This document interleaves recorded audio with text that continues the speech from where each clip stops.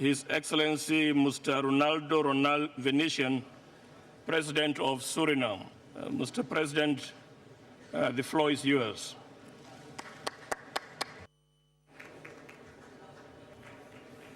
Mr. President, Your Excellencies, distinguished delegates, ladies and gentlemen. At the outset, I would like to thank the government and people of the Kingdom of Denmark for their kind hospitality and for hosting this very important conference. Our appreciation is also extended to the United Nations, in particular the UNFCCC Secretariat and the many experts who committed long hours for their efforts, which have contributed substantively to the groundwork that should lead us to a post-Kyoto 2012 arrangement. Mr. President, climate change has become a major issue of the 21st century. It is affecting all peoples, countries, regions, and continents. Suriname, my country, is part of the Amazon rainforest region with large tracts of intact natural forests. These vast, largely undisturbed areas are part of the world's last remaining tropical rainforests. We have already protected 13% of our territory, and through our long-standing and consistent policy on sustainable development, sustainable forest management, and conservation, my country today has a forest cover of over 90% and a minimal deforestation rate.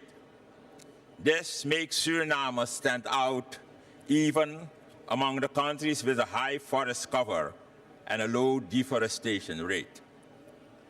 You will understand, Mr. President, that our people are appalled to see the devastating effects of climate change and are disappointed in the slow process of many countries to meet the needs to reverse the process of climate change. Suriname is convinced that in the current global climate regime, the indispensable role of intact natural forests as carbon sinks and a source of other environmental services must not be disregarded. We emphatically endorse the inclusion of intact forests and the enhancement of carbon reservoirs in a future REDD+ regime as part of the Copenhagen outcome of any post-Kyoto arrangement. It is imperative that countries with a high forest cover and a low deforestation rate, so-called EFLD countries, be provided with incentives to continue to maintain their forests.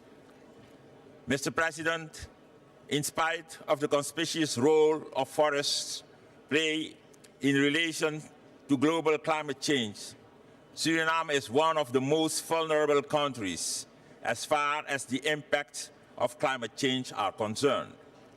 Suriname is a low-lying coastal state, which is highly susceptible to the effects of climate change. The World Bank conducted a comparative study on the impact of sea level rise on developing countries.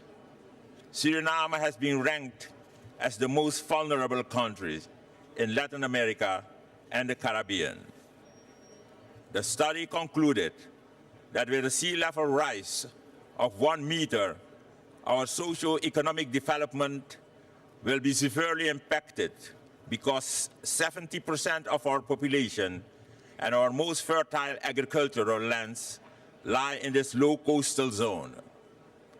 And this did not even take into account the loss of important and unique ecosystems in the coastal zone of Suriname.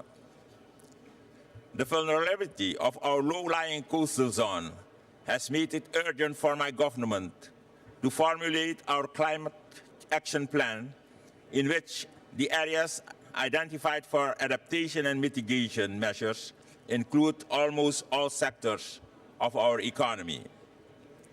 Moreover, my country recently launched our Suriname Green Vision and Strategy, which will be the basis for our long-term low-carbon economic development plan.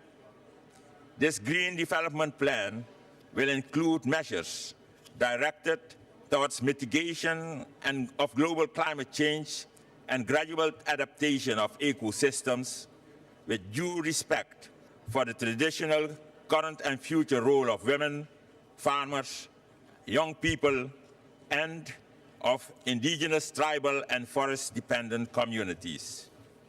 Mr. President, it is important to emphasize at this juncture that adequate, predictable, and sustainable financial and technical resources, the strengthening of institutional capacity, and the transfer of environmentally sound technology need to be given high priority to support actions regarding adaptation and mitigation in developing countries. Developed countries and multilateral partners have a particular role to fulfill in this regard. In my view, we must adhere to the principle of common but differentiated responsibilities.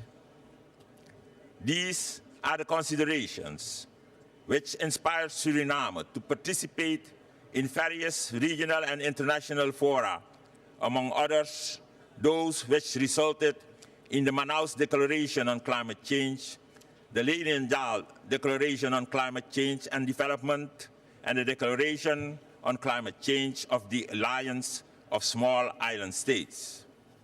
Suriname remains committed to collaborating more intensively in South-South cooperation as well as in North-South cooperation to complement national, regional, and international efforts to combat the adverse impact of climate change. Mr. President, we now stand at a crossroads in search of robust and sustainable solutions which will ensure the very existence of humankind. Suriname therefore appeals to all to continue working towards an internationally legally binding instrument that builds upon and preserves the integrity of the Kyoto Protocol, the Bali Action Plan, and the United Nations Framework Convention on Climate Change. One that addresses climate change impact with the urgency and comprehensiveness that are consistent with the scale and seriousness of the threat that we are facing. I thank you, Mr. President.